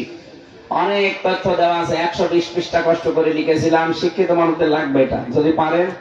স্টেজে আছে কয়েকটা, ওই যে ওখানে গাড়িতে আছে, নিয়েছেন। আমি আজকের মতো শেষ করছি, আগামীতে আসলে আবার কথা হবে, দেখা হবে ইনশাআল্লাহ। আল্লাহুম্মা আমিন।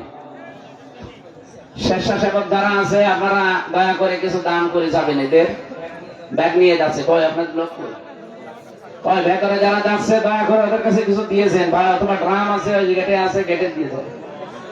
মেয়েদের ভেতরে বাচ্চাদেরকে পাঠিয়ে দেন, অথবা স্বেচ্ছাসেবিকা আছে, আপনারা যা এনেছেন একটা নিয়োগ করে আপনারা দিয়ে যাবেন। এই টাকা যারা নিয়ে এসেছেন যদি আপনি ফেরত নিয়ে যান, আপনার খবর আছে। মনোজাতটা করে দেন, মনোজাতটা করে দেন। পছন্দ করেন। আল্লাহুম্মা আমিন। লা ইলাহা ইল্লা আনতা সুবহানাকা ইন্নী কুনতু মিনাজ জালিমিন। আল্লাহুম্মা গফিরলি ওয়ারহামনি ওয়াহদিনি ওয়াফিনি ওয়ারযুকনি ইয়া রাব্বাল আলামিন।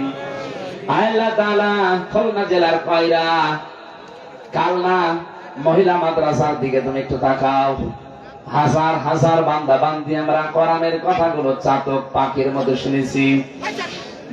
আরম্ভ করেছিলাম, সারা রাত বললে ওরা বাড়ি যেত না। আমার শরীর কণ্ঠ আর সময়ের দিকে তাকিয়ে আমি শেষ করে দিয়েছি। যতটুকু শুনলাম এগুলো আমাদের জীবনে আমল করার তৌফিক দাও। আগামীতে এই মাহফিলটা কোরআনের জন্য আরো বিশাল আকারে কবুল করে নাও। সম্মানিত সভাপতি, আল্লাহ তোমার এই গোলামকে তুমি মঞ্জুর করো। বিশেষ করে আমাদের প্রধান অতিথি মাওলানা আবুল কালাম আজাদ, আল্লাহ তাকে তুমি সফলতার স্বর্ণ শিখরে পৌঁছিয়ে দাও। রব্বুল আলামিন তার মাথার উপরে এমন সুন্দর দায়িত্বটা তুমি দিয়ে দিও যেন কোরআনের পক্ষে কাজ করতে পারে খাদেম হয়ে। এখানে আমাদের শ্রদ্ধাভাজন স্যার বসে আছে, অধ্যাপক ডক্টর মিজানুর রহমান। নাম না জানা যত মানুষ এখানে বসে বসে আমরা আমিন আমিন করছি, আমাদেরকে কবুল করো। মাওলানা তোফাজ্জল হোসেন, মোফাজ্জল হোসেন সহ কত আলেমরা এখানে আমিন আমিন করছি। আল্লাহ আলেমদেরকে আলেম হিসাবে মেনে নাও। মা বোনদেরকে খাদিজাতুল কুবরাকে অনুসরণ করার তৌফিক দাও। বাংলাদেশে যত রকমের ষড়যন্ত্র চলছে দেশি বিদেশি, আল্লাহ আমরা তোমার নিরাপত্তা চাই, স্বস্তি চাই। মেহেরবানি করে আমাদেরকে নিরাপত্তা দিয়ে দাও। স্বস্তি শান্তি নিরাপত্তা পাওয়ার জন্য যে যে শর্তগুলো দিয়েছো, ঈমানকে ভেজাল মুক্ত করা, বিশেষ করে শিরিক থেকে বেঁচে থাকা, বাংলার 18 কোটি মানুষকে শিরিক মুক্ত জীবন যাপনের তৌফিক দাও। আগামীর বাংলাদেশ তুমি কোরআনের হাতে তুলে দিও আল্লাহ। যার মাধ্যমে এসেছে আমার মিজান ভাই, আল্লাহ মিজানুর রহমানকে মেহেরবানি করে মঞ্জুর করো। যত স্বেচ্ছাসেবক আজকে কাজ করেছে আল্লাহ, এদের যে মা পেটে নিয়েছে মায়ের পেট ধন্য বানিয়ে দাও। এই মহিলা মাদ্রাসায় যে মা বোনেরা লেখাপড়া করছে এদেরকে মেধা স্মৃতি খুলে হযরতে আয়েশার মতো তৈরি করো আল্লাহ। এই কয়রা এলাকায় যত মানুষ কবরে আছে আল্লাহ, কবরগুলো জান্নাতুল ফেরদাউস বানিয়ে দাও। আগামীর বাংলাদেশ তুমি আবার বলছি একটু মেহেরবানি করে তোমার শাসনটা দেখার সুযোগ করে দাও। মরণ আসলেই জীবনের শেষ কথা যেন এটাই বলতে পারি, লা ইলাহা ইল্লাল্লাহু মুহাম্মাদুর রাসূলুল্লাহ। আসসালামু আলাইকুম ওয়া রাহমাতুল্লাহ। বইটা আছে, এই যে স্টেজ আছে কয়েকটা, নিয়ে যান। আর আগামীতে এলাকায় কোনো যদি মাহফিল নেন কারো মাধ্যমে ওই টাকা পয়সা আগে দিয়ে দেয় 5,000 10,000, না কাউকে 1 টাকাও দেবেন না। কেউ যদি বলে হুজুর টাকা চেয়েছে, মনে করবেন এটা চিটার, এটা ভণ্ড। বহু মানুষ এরকম বাংলাদেশে প্রতারণা করছে, এটা কালকে ছেড়ে দেবেন তো। যারা আমার নামে 1 টাকা চাবে কোন জায়গায়, দায়িত্বশীল ছাড়া মাহফিল আমি এমনিতেই নিই না। হয়তো ইসলামী আন্দোলন যারা করে, একামতে দিনের দায়িত্বে যারা আছে সারা বাংলাদেশে, ওই জেলার আমির, জেলার সেক্রেটারি, থানা আমির, থানা সেক্রেটারি, অথবা অন্যান্য রাজনৈতিক দলের যারা দায়িত্বশীল, এই মানুষগুলো যদি সরাসরি কথা বলে আমি খালি থাকলে ডেট দেব। আর আমার নামে আমি আবার বলছি, অনেক মানুষ কিন্তু বিভিন্ন জায়গায় তারা টাকা চায়, যেহেতু টাকা চেয়েছে আপনি টাকা দিয়ে দেন, এই নাম্বারে দিয়ে দেন। জীবনে 1 টাকাও দেবেন না, মনে করবেন এটা চিটার। সে যাই হোক, যদি আমার বাবার পরিচয় দেয় মনে করবেন একটা চিটার, বাটপার ওরে ধরতে